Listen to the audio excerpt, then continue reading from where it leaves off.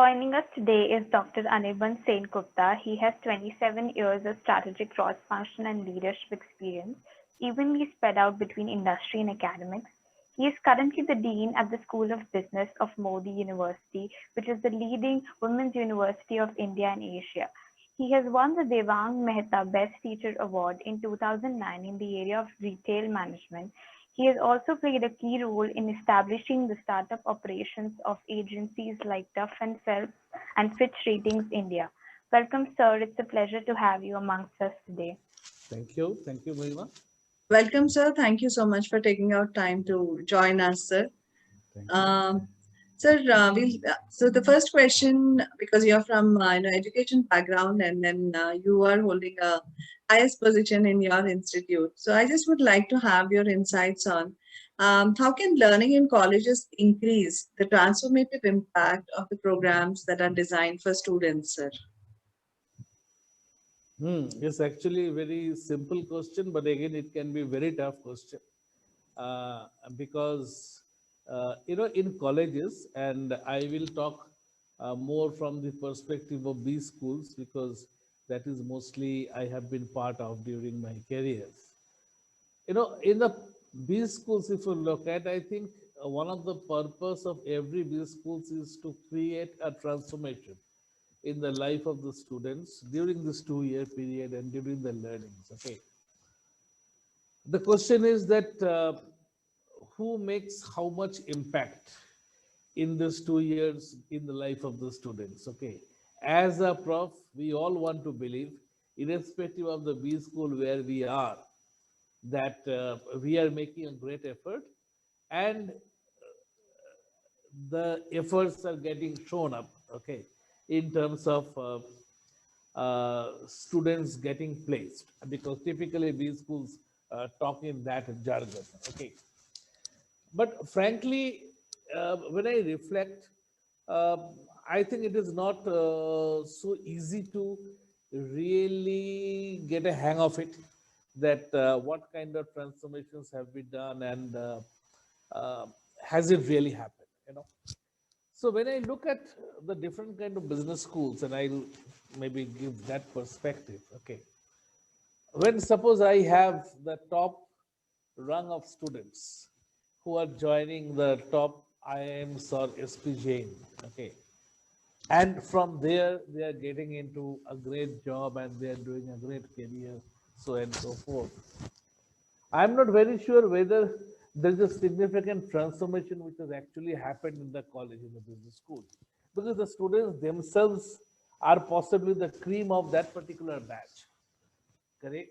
So it is obvious that the cream of the batch will do very well, whether they went to IMA, SPJ, or they came to some other business school. Okay. And it is also very obvious that the best of the corporates will look at them, because the best of the corporates look at the B school brands, not really the students. So they assume that all the students here are all super duper. So then they pick up and then they do it.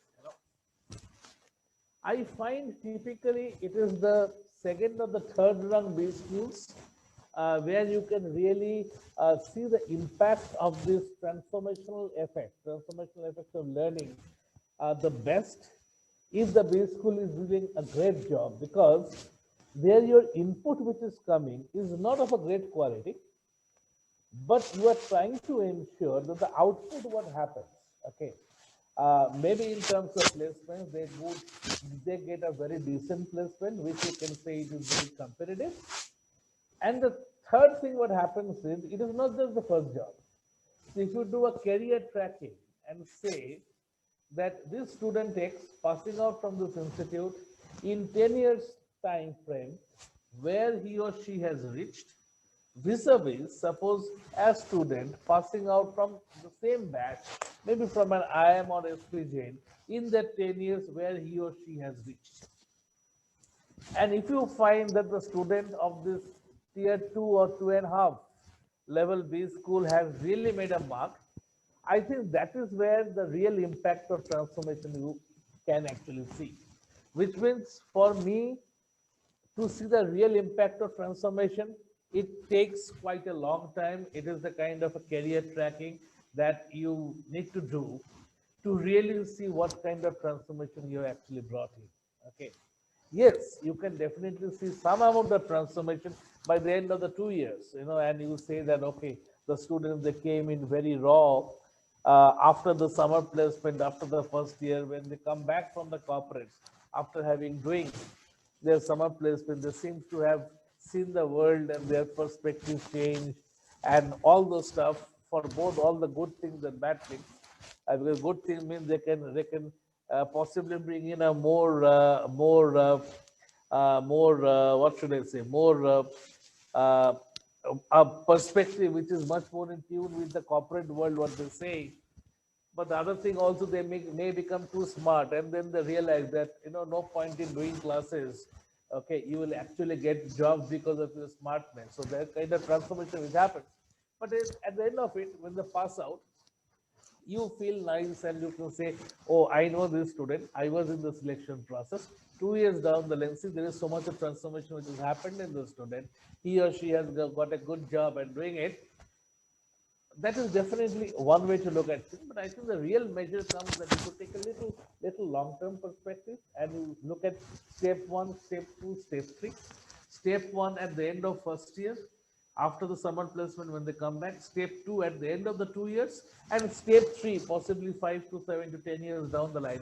If you can see that, like what kind of career tracking, if you can see from there and see, then you wonder, oh, this guy from a small town who could not even speak fluently, see, today he is or she is the vice president of a company doing so well, he is actually competing with the students at the top in these schools. Okay, so then you start reflecting that possibly we have done a set of things as profs in these last 2 years, which has actually aided to this transformation. And while I think as a prof, we all make that effort and we say that, okay, we do X and Y and Z things as part of the learning process. But to me, I think it is a very composite thing, that actually what is the impact comes from what all things. And possibly many of the things, many of the times, we may not be very sure that this transformation is actually happening for what. Is it happening because of some of the great things that you're doing as a prof? Is it happening because of the diversity in the classroom that the student is facing for the first time in his or her life? Because there are students from all parts of the country are coming. Is it because of that? Or is it because of something else or a cumulative of that? Okay. So uh, coming back to your question, that what can the colleges do, I mean, to actually ensure this transformation? I think there are multiple set of things. One is in terms of the classroom teaching. In that teaching, to me, it is like beyond getting into the point of the teacher is just doing a lecture and the student is taking a notes. The teacher's role becomes to facilitate the learning process, make the student as part of the learning process, which means student is the customer, if I put it that way. But then to receive the service, the customer has to be part of the process. It is not we are saying customer is sitting there and I am doing something, so you are getting a product by sitting there. No, you have to be part of the learning process. And like through that, possibly that makes the student apply their brain, start thinking, taking responsibility for the learning, and then like working in groups. So then, yeah, prof is there, but then you are also learning from your small groups, that discussions that is happening. Maybe sometimes you are doing certain projects. From there are certain kind of learning which comes in. Okay, so this kind of things, I think, in most business schools that the profs try to do.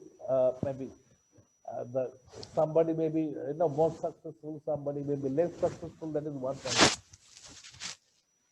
The second things, possibly where the impact becomes little more, is if you can bring in a kind of a industry interface into the classroom. Like some of the experiments which I have tried to do is to involve a practitioner as part of the learning process in the classroom. So maybe as a prof, if I have got 20 sessions to teach a subject, and after I introduce the subject, maybe in the first 1 or 2 sessions, possibly I get a very senior practitioner, okay, to come and take maybe the next 5, 6 sessions, okay, to really give that context, that perspective, that insight, which is impossible most of the time for a prof to give. Okay, because prof many a times goes by the books. Books try to capture the practices, but the world is changing so fast that for you to capture the current practices or whatever the book captures is most of the time getting fairly outdated by the time the book hits the market. So if you can get a senior practitioner who is doing it day in, day out into the classroom to share those kind of perspectives, okay, and then again, so we feel that what that practitioner talks or says and does in the classroom is very well twined with what the prof is going to do in the next 15 to 16 sessions. Okay, so it becomes so-called kind of a blended learning. Okay, where the prof maybe brings in a theoretical perspective, the practitioner gets in a real life perspective, and in those scenarios, I have seen that there is some kind of transformation which happens in that sense because the students said, "Oh, I mean, I really learned a lot." I mean, the kind of insight which sir or ma'am actually brought into the classroom. I think that was phenomenal, and we never understood that. Okay. I mean, we never knew it can happen like that. Okay. So, bringing in that, the second thing which I find is many a times, the question is how much you can go beyond the subject, how much you can go beyond the program design.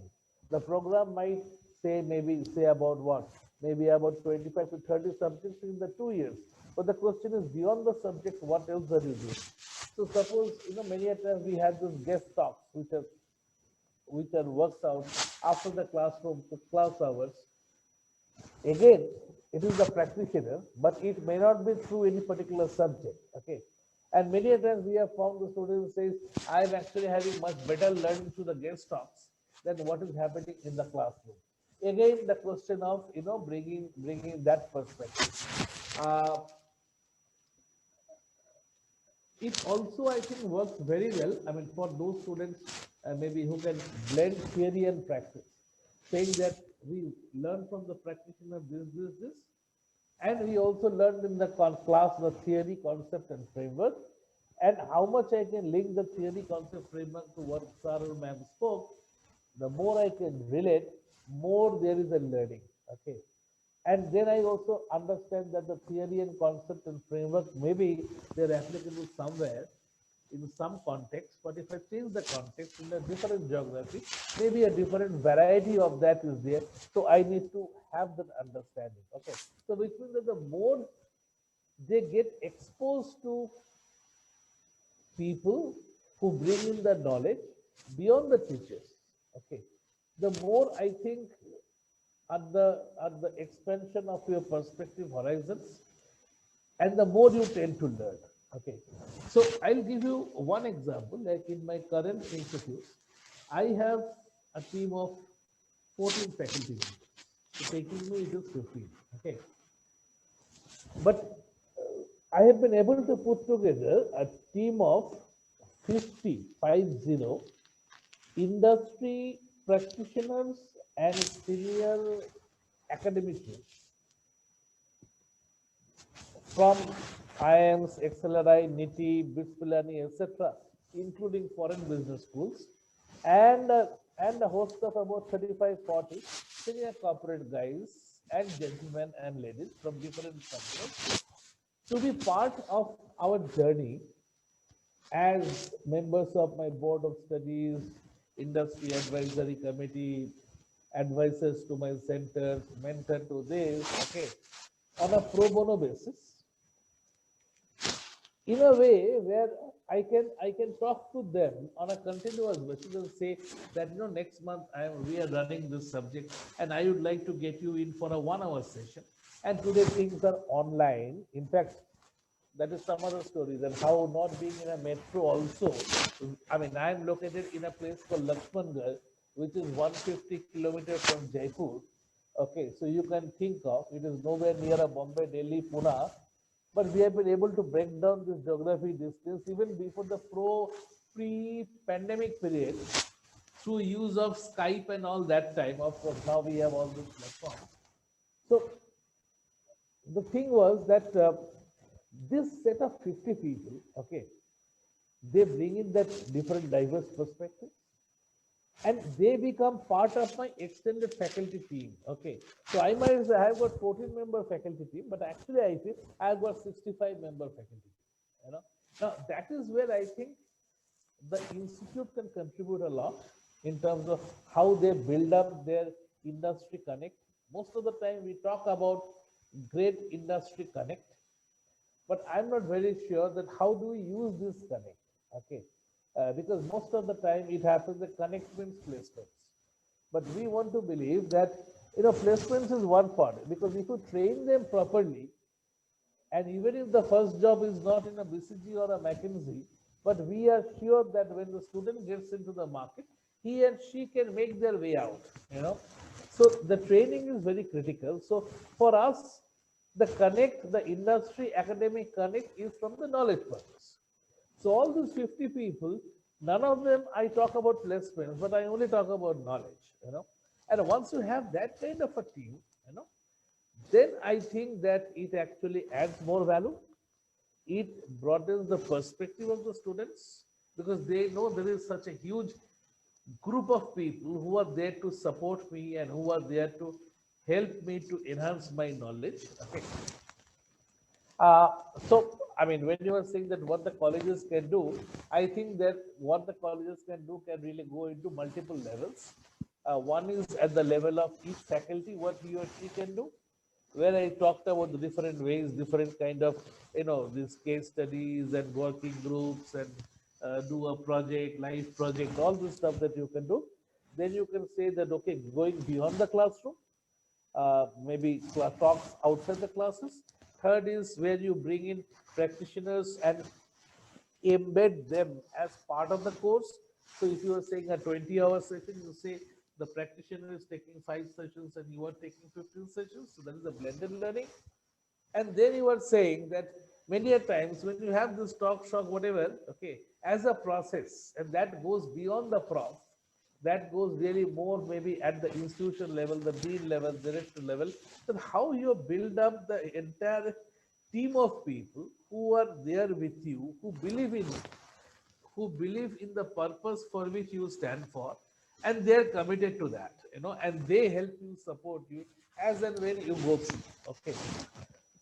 Now, while this is the input that you are giving, and you would love to believe that there is a fair amount of transformation happening.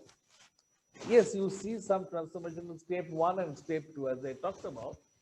But I think the real step you see in step 3, when you say, wow, my alumni, after 10 years, you say, she has done wonders for herself. She is doing something where she is no less than possibly an IM ABC alumnus has done. And then when you reach back, when you reconnect and you start uh, listening to her career story, okay, then you really understand that what all she or he had to do to reach this position. And then you start wondering, wow, I mean, where did you get so much of passion? Where did you get so much of drive? Where did you get so much of enthusiasm? And then they will say, sir, we did that search class, or that ma'am from that corporate came and told us, and that left a lasting impact and whatever. Since we are a women university, I can tell you that the amount of transformation which happens to our students uh, is significantly high than what happens in a co-education business school. And I can tell you with guarantee, because this is the first time I'm heading a business school which is only for girls. Okay. In my whole life, I've never done it. I'm only doing it for the last 2 years. And when I got into this role, I had no clue where I'm getting into. I knew it was very different. Okay. But then there is so much learning for me, because I have realized that when you are in a co-educational business school, the diversity ratio, if you look at in a class of 100, there are 70 boys and 30 girls. My class is only 30 girls. There are no 70 boys. Okay? Because 70 boys, it is difficult to replace with 70 girls. Maybe I can have 10, 15 more. So my class size is always less. But then one of my main challenges, which I was thinking, and we have tried to possibly answer that question, is that when you are teaching business, business is very male centric, male dominated. When you are teaching business management in the classroom is male dominated. The faculty many of the times is a male. So all the examples, case studies that you bring in are all male centric. So what happens to the female? So most of the time, because I have been 3 business schools before coming here. So when I now reflect back, I realize that we assume that a normal student is a man, is a boy. Okay. The normal industry guy is a man, is a boy. So everything that I'm talking of makes sense from a guy's perspective. But from a women's perspective, is it making sense? We have never thought of it. But today when I'm driving this, the thing which struck to me that I have a program which is delivered across all the businesses in the same routine pattern. But in my class, there are no boys. So do I say that it is incidental that my classes have no boys? So classes have students. It is incidental, they're all girls. So forget that. You go and deliver the course. So I realized that there is much more that we need to do. And then we started saying that if we have to really bring a transformation in the life of the student, this MBA students who are going through this, there is much more that I need to do beyond the 3 basic things of giving them the functional knowledge, giving them the business knowledge, and giving them the soft skills. Giving functional knowledge, business knowledge, soft skills, every business school is doing, we are also doing. But we are also doing a 4th thing, is how to work on the mindset of the students. Because we are saying that today diversity is a big thing. So diversity hiring is a big thing. So the opportunities of women MBA aspirants in the corporates are much higher. But despite that opportunities, if you look at the ratios of women at different layers, entry level, mid level, top level, the ratios are very small.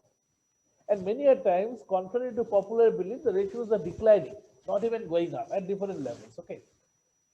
So then the point is what I realized, that asking those fundamental questions, that why have you come to dual study? Okay. How serious are you about your career? Does your being serious, does it suffice? Or your parents also need to think in that way? Do you have the guts at some point to say no to your parents and say, I want to do it, I am going ahead and doing it? Are you in a position that if your society doesn't permit, but your parents permit, are you in a position to break all those norms and go ahead? Mentally, you were always brought up in an environment where the lady of the house is a housewife. Your sisters are growing up, they know that they will get settled down, they'll get married, and the husbands will take care of them. So you have grown up in that scenario, and now you have come to do your MBA studies. Are you really serious that you want to go for a career? So which means instilling in their mind that there has to be intentional decisions. I mean, a decision that you will go for an intentional decision to go for a career is something that you need to work on the mind. You have to harp in their minds, okay? Which means that is one. And then when you go to the corporate, how do you behave? Okay. There is nothing wrong to be a girl, but to compete in that marketplace where it is not girls but girls and boys, how do you really compete? What are some of your qualities which are perceived to be soft? So how do you need to train yourself for that? Okay, how do you need to modulate your voice? How do you need to like make sure that you will be heard? How do you need to make sure that you need to speak up at some point of time? Okay, so all these issues we have tried to build it. uh, I will not say totally into our subjects, but we have introduced certain special subjects like say women leadership and all, which are some of our core courses which very few people talk about. Many of my speakers which I come in are more from female, so when they tell their stories about the success stories and how they have faced different challenges, how they had to take a career break and then they came back and then what happened, we find that many a times each of these stories actually connect with some of the girls, because everybody's story is not same. So then they can connect. So I'm not the only one. So if ma'am could have done it, maybe I can also do, you know. So in that way, we try to create a transformation. So for us, it is not only the way we are teaching in the class, but I think the way we are creating that platform for these 2 years for the students through that community of the 50 odd people that I say, along with my 14 faculty members, and the kind of input that they're bringing, the kind of thing that they're talking, and where it goes beyond that functional knowledge, business knowledge, soft skills, working on the mindset. To us, that is a very big issue. To us, to create the real transformation, that is where we need to really work on. Okay. I don't say that we are 100% successful. We try to be 100% successful, but at least we try to bring out the success stories over the years. Those alumni who have been able to make that transformations, and then they will try to showcase them. So, I mean, to sum up this question that you asked me, yes, there are a lot of things can be done at different levels, as I say, just to recap, at a faculty level, at an institute level, within the course program, beyond the classrooms, and then depending upon if you are a niche business school, depending upon whatever is your challenge, maybe you are only for the girls, or you are geographically cut off somewhere, or whatever. Each one of us will have our challenges. For them, those specific challenges, how do I address? How do I work on the mindset? Even I'll tell you one more story. Like before this role, I was in a certain other place, okay, where again it was a kind of a tier 2 and tier 2.5 kind of a level B school. But what we could do is transform their aspirational mindset. Okay, which means you come from a very average, ordinary academic background, but then we are saying that you forget your past. If you have not been a 90 percentile student, you have only got 70% some point of time, fine, you have got it because of some reason. Maybe you did not like some of the subjects, maybe you did not study properly, maybe you were into games, whatever, forget the past. But don't say that your past always is a reflection of in future what you can do. The question is, do you have the aspiration? So then the question is that how do you inspire those aspirations in their mind?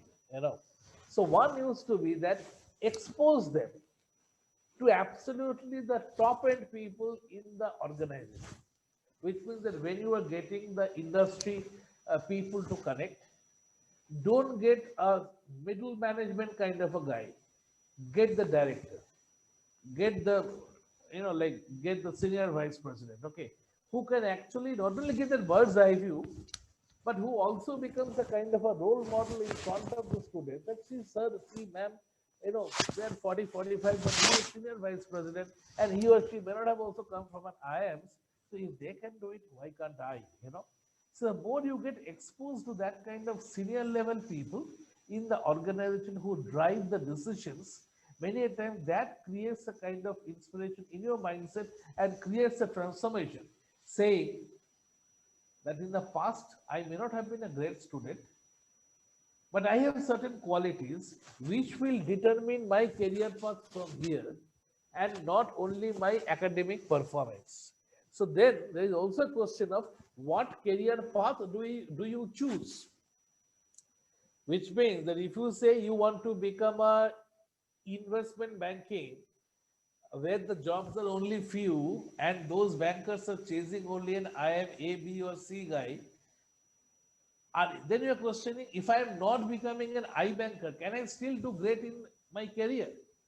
So then, which is the kind of career path which can give you your climb to that level, your climb to that kind of salary level, and the skill sets that you need are possibly not to do with your brain, but possibly your attitude and aptitude to get things done. So choosing those right kind of career paths and then bringing that kind of opportunities to your business school is also a way to actually ensure that the real transformation happens. Because if you have taught all the things, then you are getting a set of opportunities where only you are looking at your studies and percentage and marks. Then you will say, no, no, this can happen only at the top end base school, but in our place it doesn't happen. Okay, so what happens to all the transformation?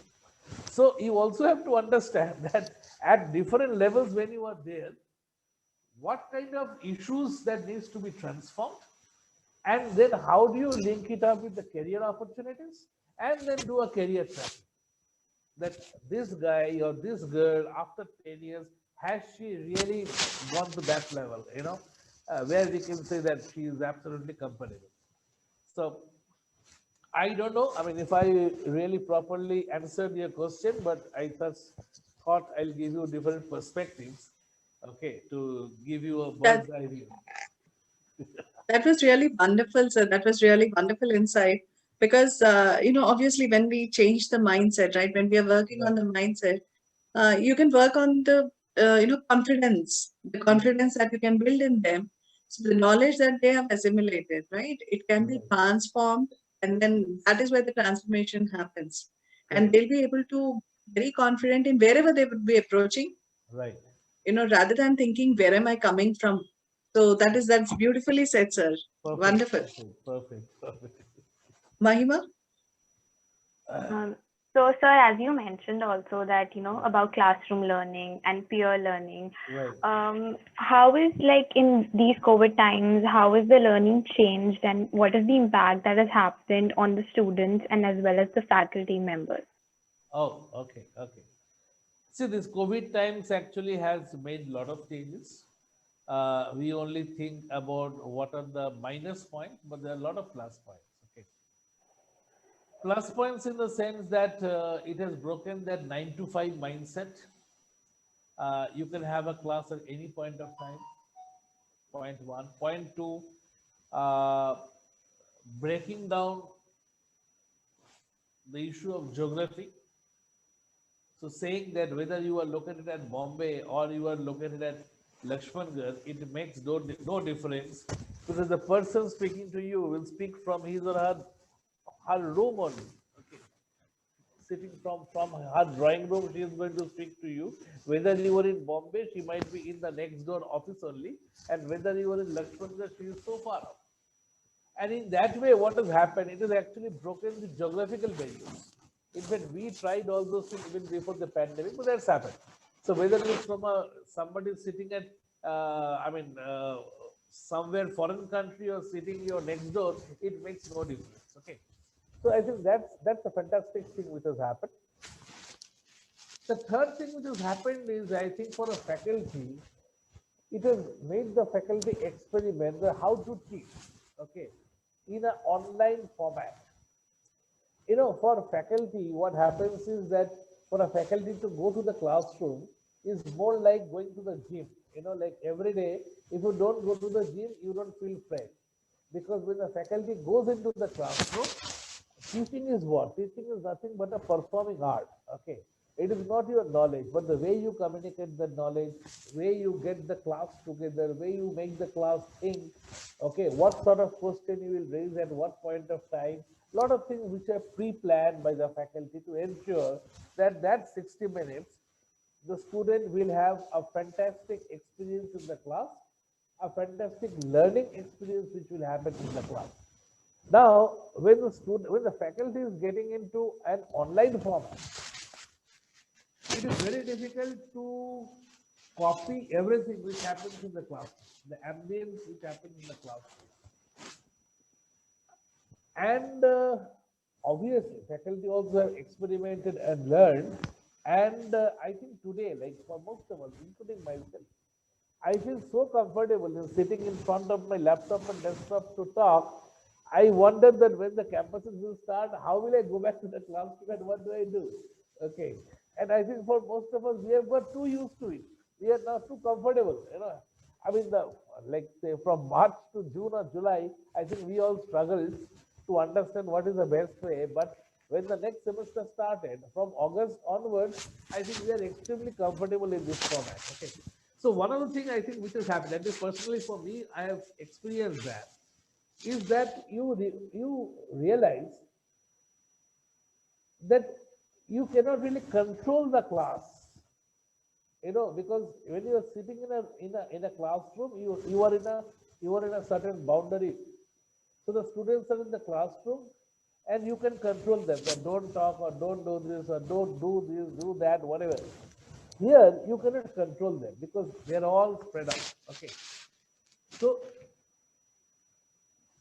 but how do you still keep them in engaged at the same time you do not control? So how do you keep them engaged at the same time you do not control? I think that is the great learning, I think, for most of the faculty members. Okay. And one thing which has happened is that whether there is a need to change your teaching styles. Okay.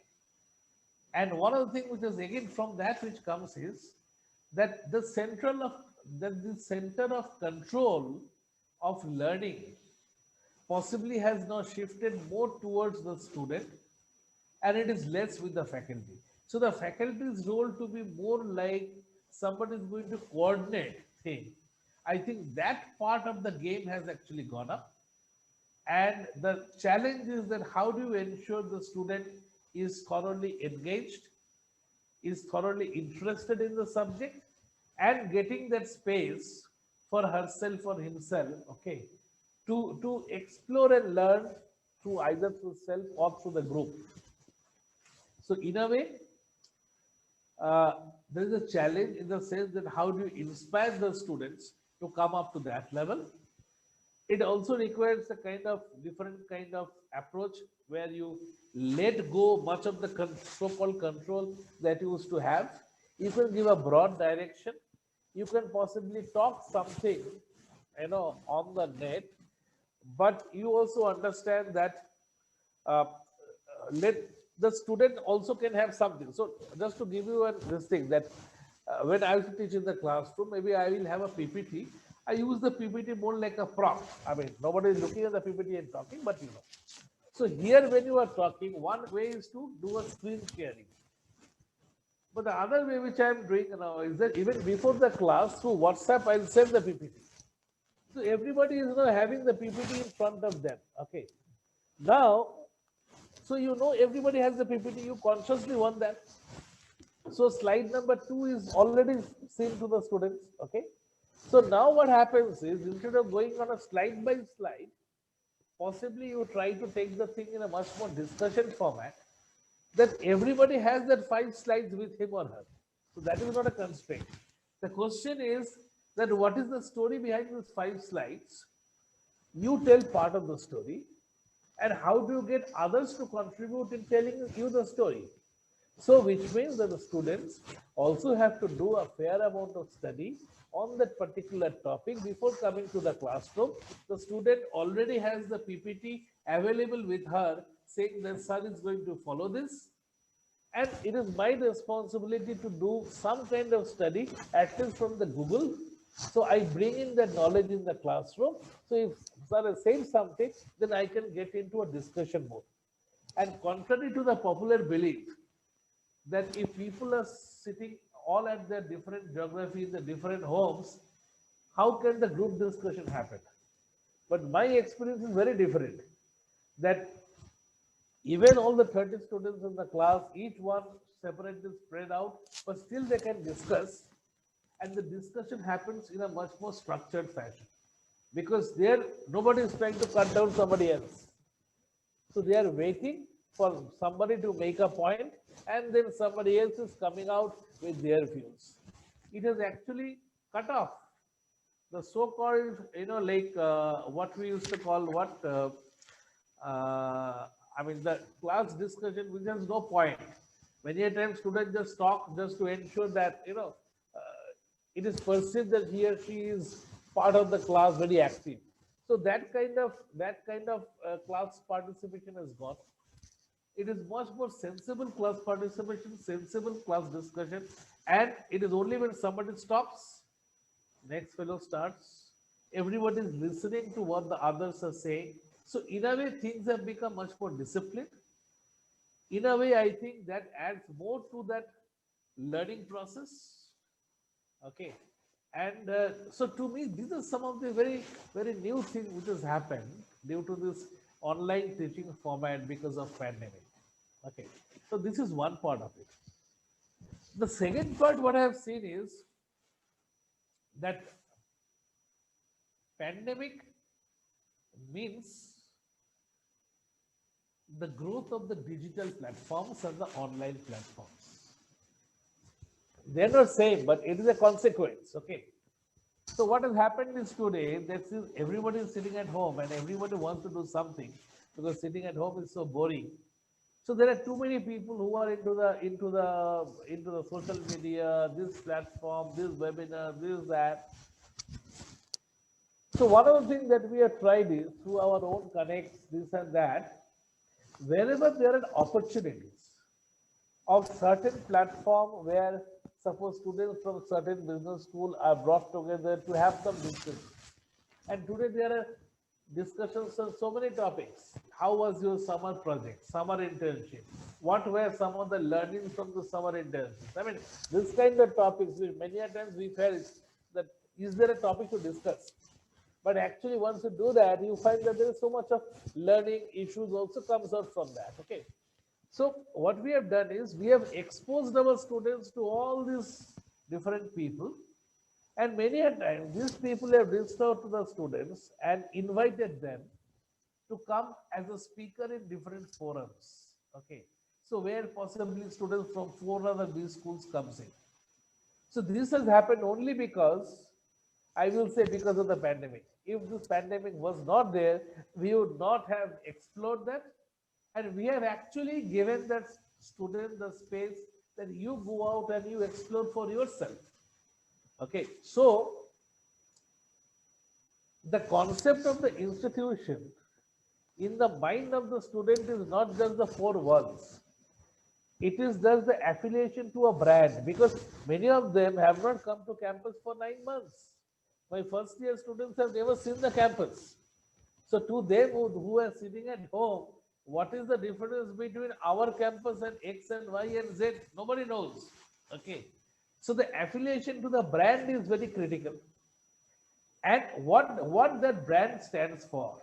So the brand is today standing to them as a platform, which is giving them the platform to learn. And the learn is not just what the prof says, but also learning by reaching out, So here also, there are some students who do nothing, who will not reach out, okay? So they will not learn. They will not gain the value. But there are others who are very active, who are just waiting for an opportunity. You give them the opportunity, they will do so many things. Okay, they will reach out, they will do this. So from that, they are gaining more experiences. Many students are doing their summer internship, winter internship, in between course bhi chal raha hai, any other internship also is happening. So multiple projects. Who is doing this kind of projects? The students who have the passion. So it is always a lot depend on the students also. Those who have it, I think for them, there is so much opportunities which has actually come up. Okay. And one of the things that we have done is actually to create that platform for them. Like just to give you an example, like when this current MBA second year, so their summer internship happened in the month of May and June. So the summer internship hiring used to happen in February and March, and that is exactly when the pandemic struck. And if you recollect that time, almost every company, there was news that they are cancelling the summer project, summer internship, or many of them are not going. So there was a lot of chaos. Even students from the top in B school, they're reaching out in the social media, they're saying, my summer internship got cancelled, can you give me something, this, that. What we did, we said that, okay, this is plan A is going to fail. So what is plan B? So because of our kind of connect that we have, we reached out to a set of 15 entrepreneurs who are the CEOs of their own companies. Okay. And under normal circumstances, we would have never told our students to go and do your summer internship there. But we realized that rather than waiting for a solid branded organization to come and give a summer internship with a stipend, under these circumstances, it's better to do a summer internship with no stipend in an organization which may not have that kind of a brand, but the quality of work that you do will be far superior, the project, and you will have the direct experience of working with the CEO. Now, the CEO of a 3-member organization and the 3,000 member, we might talk about the scale, but what they get used to is the mind of a CEO. So the mind of a CEO of a 3-member organization also works in the same way, you know. So we understood that the value of doing internship in small setups. So immediately we reached out, immediately things were set up. Everybody went through a solid interview grilling process. It is not just a cakewalk, okay? But at the end of it, all 30 students, they got them a summer internship just like that. With in 15 days in the month of April, we settled. And when they did the summer internship, the kind of learning that they had, because there the projects become much more holistic. They're nothing like marketing, finance, HR. Small setups, you are looking as a business. Okay. So these were some of the kind of platform that we created for our students to really ensure the so-called transformation. Okay. So I hope that answers more or less whatever you asked, how the pandemic actually changed the situation for the profs and also for the institutions. So that, Absolutely, sir. Absolutely. So this is a very innovative way of, the 15 CEOs, entrepreneurs whom you have approached. right. That's something surely will must have given a lot of, hand holding to the students in understanding Yes. of how a CEO works. That's a Exactly. beautiful thing that you have Exactly. said. And Exactly. yes, this pandemic, because of, there is no face-to-face or in-person supervision. It Right. at times becomes very difficult, but yes, this has taught the listening skills, right? They started Exactly. listening more because they have to listen because they Right. cannot have a recap of it, and Right. communication has improved, and Right. understanding of the subject has improved a bit Exactly. Exactly.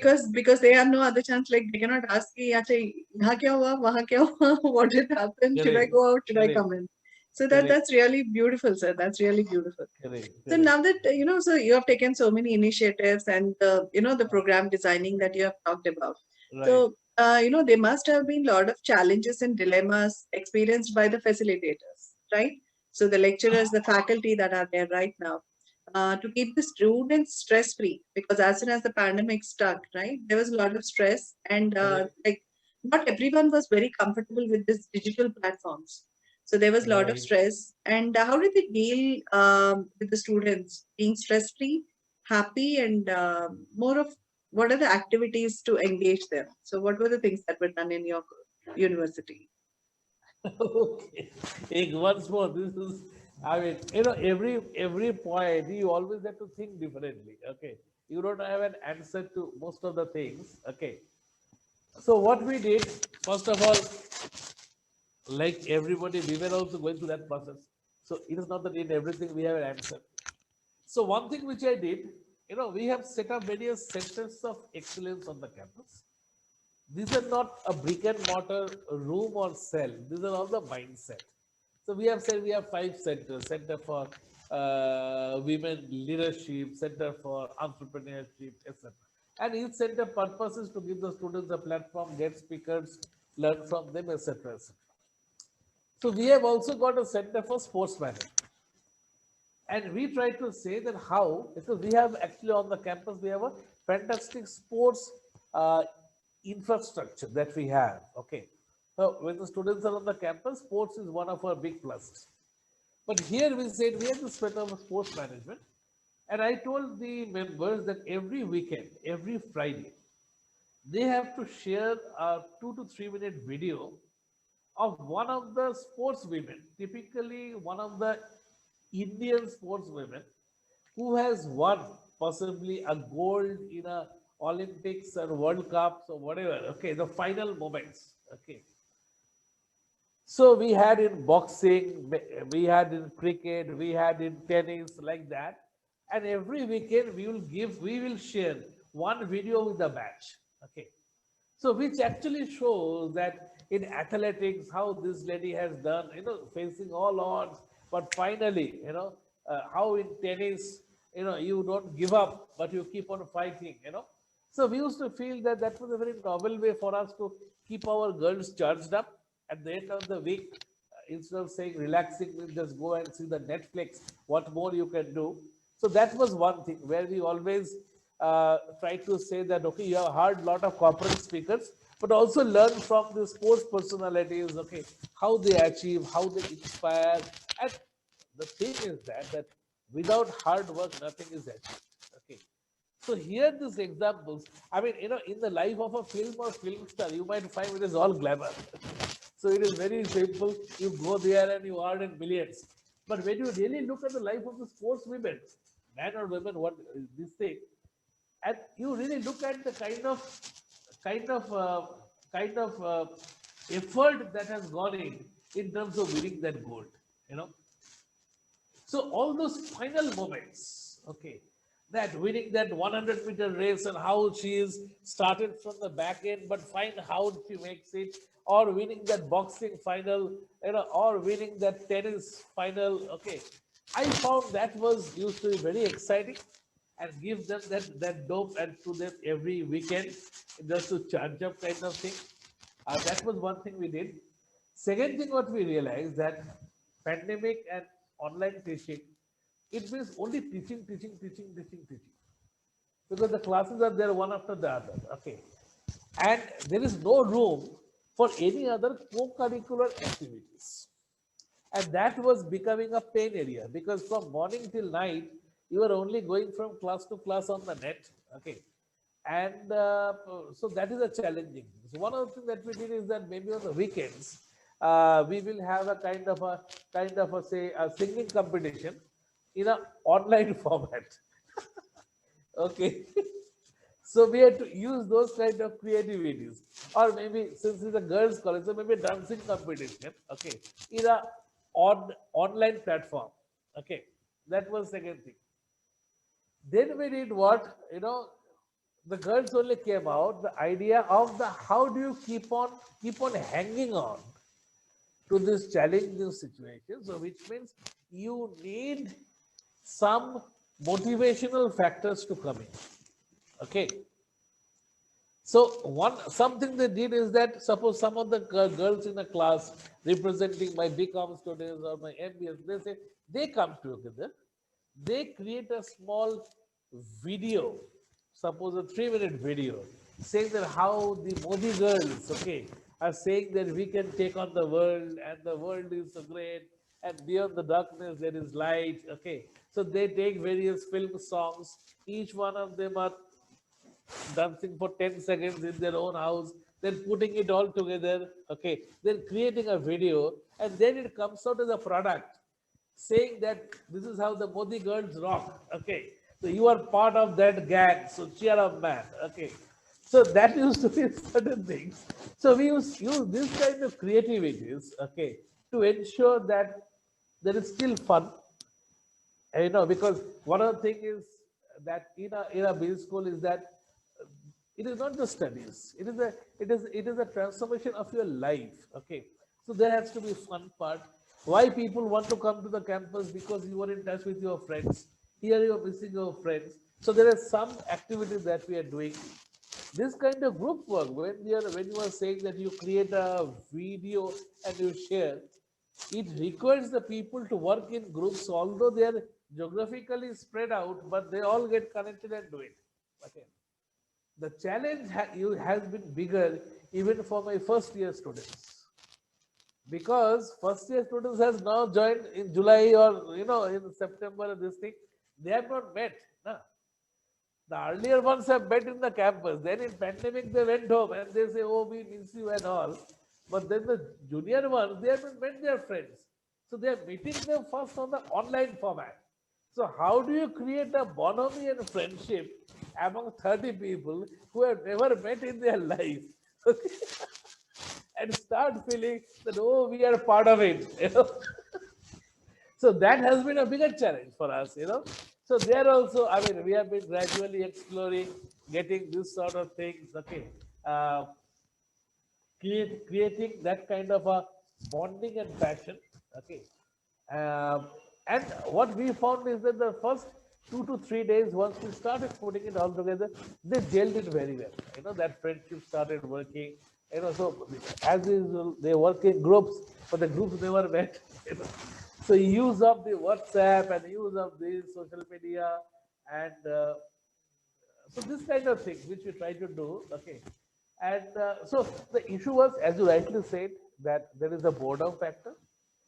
There is a technical problem that 9 to 5, if you're all sitting before the computer, one prof goes not even a break to go to the to your for a break, to go for a loo. I mean, one prof goes, the second thing starts up. Okay, there is not even a 1 minute break to take your breath. So in that scenario, it is very, very tough actually. So until you bring in that kind of a laughter and smile, and create that space, uh, it is difficult to carry on. So I think somehow we could manage it very nicely, and we are still doing that. So this is how some of the things are. That's really nice, sir. So yes, students who were coming for counseling to me, even they were sharing that, ma'am, in the first years that you, so I could recollect saying, ma'am, we don't even know the person. They're asking us to work in groups. And then, suddenly you find that, okay, who is this? Who am I working with? Right, That right, becomes a very big challenge. But I think all the colleges have done wonderfully well because right. at least there was some sort of bonding. Obviously, we cannot replace it with the face-to-face, interactions that Correct, correct. they might be having. But hopefully, soon enough, they'll be coming back to their campuses and then have an Absolutely. face-to-face interaction with them. Absolutely. So even one more thing I just recollected, like our campus is very beautiful campus. We have a 265-acre campus, and although we are supposedly in a very rough, dry land, but the way the campus has been developed, a beautiful greenery all around, full of birds and peacocks and greenery. And while the whole campus is empty, I mean, all students are at home, most of the faculty is at home, but there are a couple of us, including myself and the family, who are still staying on the campus. Okay. So I used to share the pictures of campus many a times, to them saying, this is where it is. So that used to again, wow, sir, beautiful peacocks, beautiful greenery, sir, wow. So again, that wow factor, like suddenly, and the question is, how do you mix and match? Because if there is a kind of if they can predict what you are going to do next, then the fun thing goes on. So you have to be very unpredictable, do a lot of things. Okay, that wow factor comes in. Okay, so that's kind of a thing. I think. It's more like, now the colleges have to do something which is not at all expected by the students. Expect the unexpected factor has to be there. Yes, yes, yes. So that is something. So thank you so much, sir, for your valuable insights. I'll just, Sure, wrap up our session with the few learnings that, sure. and the insights that you have given. So regarding learning, it's like more of blended learning that you have mentioned about, and how periodically, I know you need to keep a check on where the transformation is happening in every student's life. And yes, social learnings through interactions, and group learnings through projects, and the group projects that they would be doing. So handholding is required for students, but because in classroom teaching it is totally different. You can see, you can feel the child, and then you can actually help the student. But yes, in this process, I think lecturers have to shift from teaching to facilitating, Yes. because that is how you can engage the students. And involving practitioners, and then having that experiential learning for the student will actually help them, and then understand something which is beyond the books, whatever Right, is mentioned in the books. right. And yes, working on the mindset is something which is beautifully explained by you. Because yes, if the mindset is, you're confident, you're motivated, Right. so you can achieve success in your life. So wonderful insights from you, sir. Thank you so much for taking out time for our event, which is going to be conducted on February. Yeah. So that is ASCC Elysium 2021. Learning and Development Summit and Awards. So we invite you and faculty and students from your university to join us and have the same experience that you've been having in this digital world. It's a virtual summit we are having, so we welcome you all. Thank you so much, sir. Thank you so much. Thank you so much, sir. Thank you, Mahima. Thank you.